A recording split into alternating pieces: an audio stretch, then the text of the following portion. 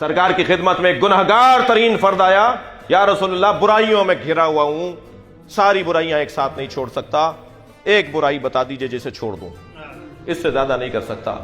حضرت نے فرمایا جھوٹ بولنا چھوڑ دو، بس ایک برائی چھوڑ دو، جھوٹ بولنا چھوڑ دو۔ دوسرے دن چوری کر کے نکلا، سرکار نے فرمایا تھا روزانہ آنا میرے پاس۔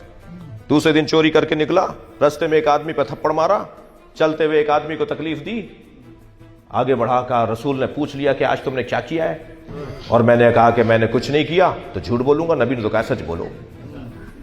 دوسرے دن پھر وہ گناہ 3 اور کم ہو گئے، چوتھے دن اور کم ہو گئے، ایک ہفتے میں نبی کی خدمت میں آ کے کہا جھوٹ نہیں چھوڑا، ساری برائیاں چھوٹ گئی۔